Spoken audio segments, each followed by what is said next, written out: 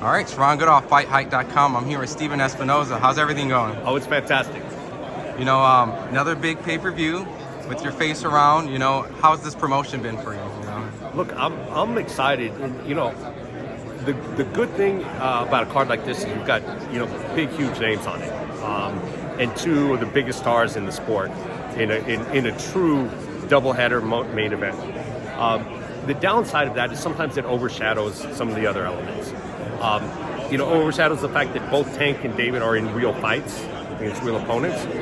And we've got Gary Antoine Russell with his KO record, you know, on the card. We've got Carlos Adames, you know, also an all-action fighter. Looking at the Amazon Prime Video portion of the card, you know, looking forward to seeing Roman Villa back after that, you know, tough performance against Boots. You know, and you know, maybe, you know, the highlight of the stream, Elijah Garcia, Gervonta Davis, which is postponed from the last card. I'm really high on Elijah Garcia. I think this is a tough test for him. I'm excited to see how he does. So I think literally all 7 fights, which are being streamed or on the pay-per-view, high quality fights, and you promise a lot of action. You kind of spoke on the difficulties of highlighting, promoting, you know, multiple fights, especially when there's someone like 2 stars kind of at the same time. And I know that Tank has kind of reverted and said, all right, I kind of apologize for not showing up to the grand arrival. Mm-hmm. But when he put the tweet about saying like he was a little dissatisfied from the promotion, what do you think that stems from? Maybe just sharing too much attention or just a new platform? I don't think so. I know, because I think David and Tank are genuinely excited about being on each other's card. Like, and you could have been Tank on top, David underneath. I don't think anybody cares. I don't think it means anything. You know, what I took from Tank's comments to me is, you know, he's been used to things working a certain way. You know, he's known Showtime his whole career. And things worked a certain way. Certain people, certain schedules, we all got in certain habits. And now we all have to adjust. I have to adjust. There are certain things that don't work the way that, you know, I used to do them in Showtime. So I think that was more about, you know, things are different now. And maybe there's some things that he's not quite used to or surprised or, you know, things. But it's, you know, I'm not saying different better or different worse. It's just, it's a different structure, and we all have to adjust. Not without name dropping. Has other fighters kind of felt kind of the, you know, change is kind of difficult? I haven't heard that before. You know, I heard from Canelo, and he was pretty happy and got a very good result on the pay-per-view buys. I thought the very first card, you know, considering that there was a change of opponent, I think that went, you know, fantastically well. So, you know, I think at the end of this, look, the proof will be in the pudding with the pay-per-view performance. But I think, you know, other than the Ryan Garcia fight, I think this is shaping up.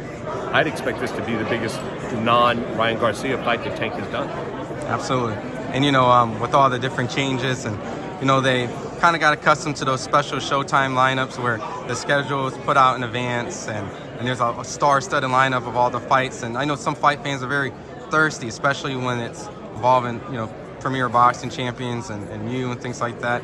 I know some people even kind of looked at the schedule and kind of said, hey, 1, 2, 3. We spoke on it, how things need to work out and stuff like that. Have you guys kind of figured out a little bit more from this? Yeah, I'm glad you asked, because, you know, I said to you, you know, a few weeks ago, I said, look, everyone wants to make a judgment based on the first event or the second event, and, you know, we need to walk before we run. You know, I think fans are going to be really happy over the next few weeks when that schedule starts to roll out.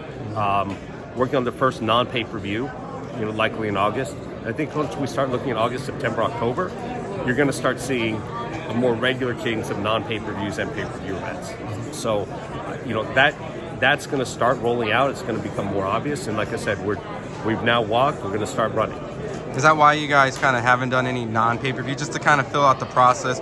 And then once you kind of got the idea, now we could probably see the non-pay-per-views. And how does the non-pay-per-views work, if you don't mind me asking? So the non-pay-per-views would be, you know, Amazon Prime Video, which, you know, I think whether you have it for shopping or you have it for video, massive audience. So those would be, you know, got to be an Amazon Prime Video subscriber or the Amazon Prime subscriber to get those. The pay-per-views obviously work the way the pay-per-views are. And, you know, looking forward, you know, I think we're going to start to see, you know, more of a regular schedule, and that's because we've sort of like from a technical standpoint, from a marketing standpoint, from a personnel, like we've all worked out the kinks in the process, and now it's time to like get busier.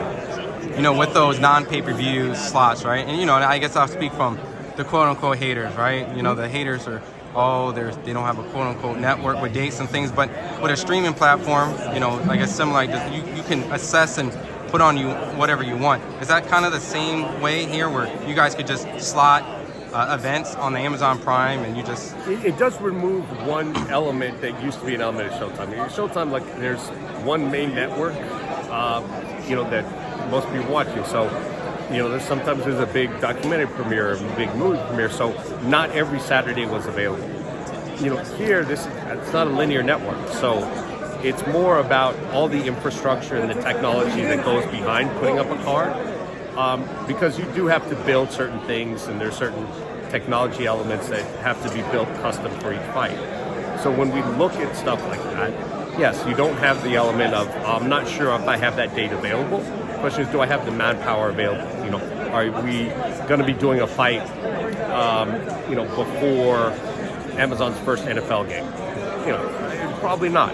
You know, there's a lot of heavy lifting that goes into, you know, getting back into NFL. You know, I'm not sure they'd want to do a fight on the first weekend they're back in NFL. That's just an example. We haven't had that discussion. But so those are the elements as opposed to sort of scheduling. It's more technology, personnel, infrastructure. You know, because the network was able to be like one scheduled programming, it's hard to slot, you know, appropriately. But at the same time, with so many things going on the app, is there any problems with kind of just clashing with so much that it may get potentially lost through that? Yeah, we haven't run into that issue yet, but I think theoretically it's an issue. I mean, if you're doing a massive NFL game, you know, you've got some other sporting events, you know, you've got Amazon likely getting into NBA, you know, there comes a point where there's a lot of infrastructure. You know, if you're seeing like a big fight, a big NFL game, a big NBA game the same weekend, you know, that requires a lot of infrastructure. But it's probably doable, it just requires some prep. Now, you've been around the boxing for a long time, and promoters went from 1 to 2 to 50 now Turkey wants to come in and essentially bring in a whole bunch of fighters or buy a whole bunch of promoters. What's your thoughts on it? Is that actually realistic in this time of day where competition is really high? Look, it's going to take a lot of money, a lot of creativity, a lot of determination and persistence. It's not an easy thing. But if it's a solution to some of the challenges, like I think I welcome it. If there can be, you know, growth of the sport, more cohesive marketing and promotion of the sport, I think it's, you know, I'd welcome it. As long as we are maintaining, you know, fair treatment of the fighters, fair compensation of the fighters, continued, you know, marketing and elevating of them. So as long as you don't lose that and we address some of those issues, then I'm all for it, whatever the structure is. You know, is there any concerns with the fact that fighters are kind of moving around and, you know, that's the man right there. Congratulations.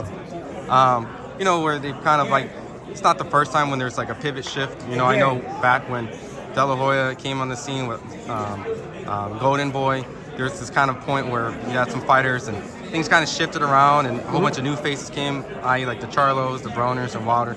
Do you feel like we're kind of close to that new era where fighters are going to be shifting around a little bit? Yeah, I mean, look, we're getting to the end of some of the generations, depending on the weight class. You know, we're starting to see like the need for a new generation in welterweights. A lot of those guys are maturing or moving up. So that's the great thing about the sport. It does regenerate. There's going to be another wave of talent. And, you know, who knows? Like, you know, who knows the next promotional powerhouse, whether it's, you know, out of Saudi Arabia or there's a new promoter, or maybe it's going to be a bunch of small and mid-sized promoters. It'll be exciting to see. My last question is, with all the different changes, we've seen changes on the broadcast. You know, I think it was Kenzie and Cynthia Conti and then Jordan Plant. A lot of influencers doing a lot of interviews. Is that kind of the new age generation of how things are kind of turning out with fight promotions, and what's your thoughts? Well, I think it's necessary to be, you know, where people are. And, you know, look, it's obvious that, you know, the newspaper business is struggling overall. And part of that is they don't have the sports writers or boxing beat writers that they used to. So, you know, guys like you have become more important. and alternate ways of going directly to the fans. So there's not one boxing writer who can reach, you know, all of the West Coast or all of the East Coast. You know, guys like you and social media influencers, all of that is, you know, they're doing the lifeblood of promotion in the sport right now.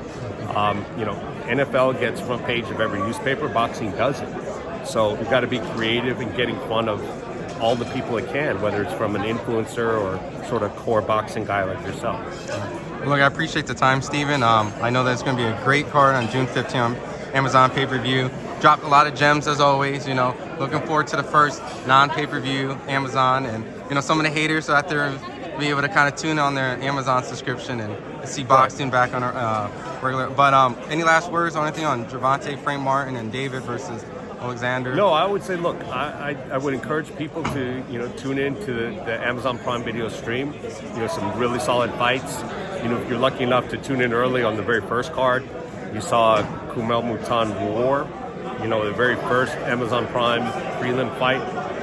And I expect stuff like that. So don't miss those. I mean, it's easy. Everyone's going to be there for Tank and David, but there's some really good fights on the card as well. Awesome. Appreciate it. You got it.